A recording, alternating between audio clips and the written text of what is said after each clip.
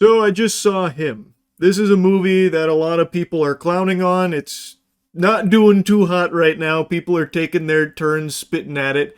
And now that I've seen it, I'd like to weigh in. Is everyone blowing it out of proportion, or is this film really as bad as everyone claims it is? Kinda. Like, it's not a good movie, but I don't think it's like unwatchably horrible. There was real potential here. The concept alone I find kind of fascinating. A football horror movie. There are so many elements you could explore there from like CTE and stuff like that, and then play with the audience's perception of it. And I've seen other people mention this, but you also have like the built in goat, where it symbolizes something more satanic and maybe exploring like what it would mean to sacrifice everything to become the best at it. All things I feel like would be a fucking easy touchdown here for them to explore with this movie and kind of expected them to, but it doesn't. It's a film that doesn't really have anything that it wants to get across to the audience at all. Most of the movie is kind of just like a bunch of scenes thrown together without really giving you any reason to care about like even the main character and what he's going through. Which is a shame because the performances across the board are really strong, especially Marlon Wayans. I actually thought he did an amazing job as the villain here, but there's nothing like really fleshed out about it. There's nothing to care about, and there's nothing to get invested in story-wise. It's kind of a mess. And most people are saying the same thing, style over substance, and that's very true. It is a stylistically good movie. Like, it actually does show real potential. The cinematography is extremely interesting, especially when they do like these X-ray scenes. Then they get like really like visceral with it. It's very cool. Like, I actually thought they did a great job with some of like the wild scenes that they showcase, but it just doesn't go anywhere or contribute to anything. And then the second half, well, not the second half, the last like 30 minutes of the movie is dedicated to just getting rid of all of like the abstract and all of like the mystery of it and just beating home what it all is. Spoiler alert, it's like cult ritualistic shit, that kind of thing. And then it all of a sudden, all at once, just becomes like a normal Hollywood slop buffet, where it even ends with Cameron Cade, he's the main character, going on a killing spree, taking down all the bad cult members with a sword and an axe, like chopping their head off and disemboweling them. It's very goofy.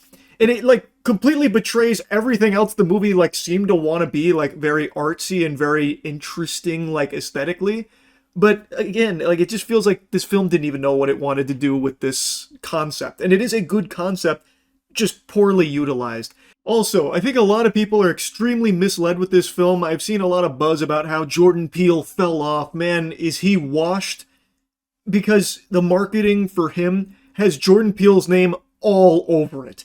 Like, if you didn't know any better and you were just going off the trailers, you would think Jordan Peele personally made this film with his own two hands and his own blood, sweat, and tears, start to finish, and no one else even worked on it. His name is plastered all over this film for their marketing push.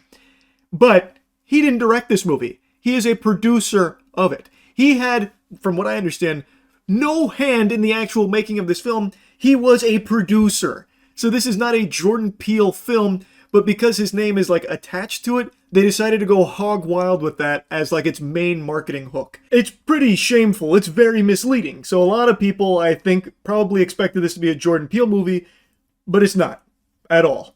Anyway, though, to lay like the foundation of what the film is even really about, Cameron Cade is the next up-and-coming great, and there is a football player named Isaiah White, played by Marlon Wayans, who is the undisputed GOAT. He is the best to ever play the game. He is football, damn it.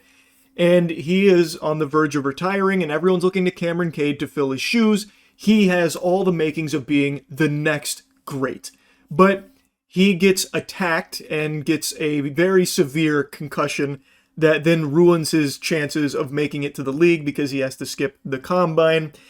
And Isaiah White decides to kind of mentor him, let him suckle from his bosom of greatness to try and, spruce him up, get him back on his feet to recover from this injury so he can be the player that he should be, that everyone expects him to be.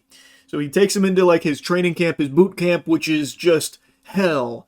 And it's real weird and wacky. And Isaiah, he's kind of all over the place. He's on edge. He's fucking going insano style. And he's like being tortured almost in order to like bring out his greatness. And there's people that are getting even killed going through all of this training.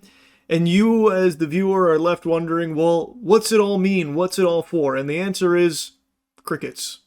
It's fucking, like, it doesn't go anywhere. At the last 30 minutes, they basically just tell you, oh, it turns out it's a cult, and they pass blood down from one generation of goat to the next. And this is their passing of the torch. But Isaiah doesn't want to give it up without a fight, so now they both have the blood of the goat in them, and one has to kill the other, and then sign the contract with the devil, basically, in order to be the next best football player. And it all happens like that. So they build up like this slow, abstract, like adventure that never really says anything, and then at the end it just fucking vomits it all out at once. It's just kind of lame. I just think they didn't know what they wanted to do here. It felt like the writers were concussed when they were coming up with this. Like, they had all of these ideas, but they didn't know how to make them work together. And at times, it feels like they didn't even know what kind of movie they were making in the first place. Like, it wants to be really artsy and even abstract pretty often, yet it doesn't commit to that at all. Like, it completely gets rid of that by the end anyway. And even when they were in their, like, artsy-fartsy, pinky up mode, it still wasn't saying anything. It wasn't even delivering a message. It was just feeding you chaotic scenes with, like, a wacky score, like a wacky background music and noise making to make it feel eerie and deep. But it doesn't actually do anything. And it feels like it wants to do everything at once. So, like, it's billed as a horror movie. It's not one. Like, there's nothing scary about this film at all. And it doesn't try to be. But it does borrow something from the horror genre, like 2 jump scares.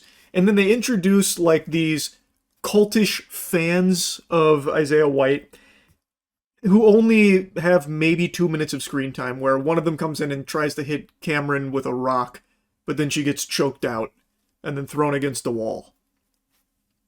Again, the idea would probably be to play off of, like, how, sports fans will sometimes worship their favorite player.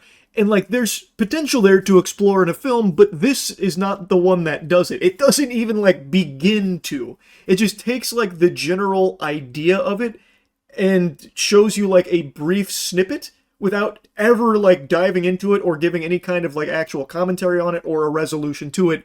It's just, it doesn't really feel like it knows what at all it wanted to do with this concept. Really, the worst part about my experience with him was the meal I ate going into it. I was really hungry beforehand and I had a little time to kill, so I got a tuna sandwich and mac and cheese. A diabolical combination that made an unholy concoction in my gut that had me struggling with bubble guts throughout the entire film. And I will admit, a traitorous fart or two may have escaped my cheeks, but it seems like this movie's kind of flopping. There weren't a whole ton of people in that theater, so the auditorium wasn't exactly, hitting the PU who did that or anything. It kind of just, got to dissipate without disrupting many people's, viewing of him.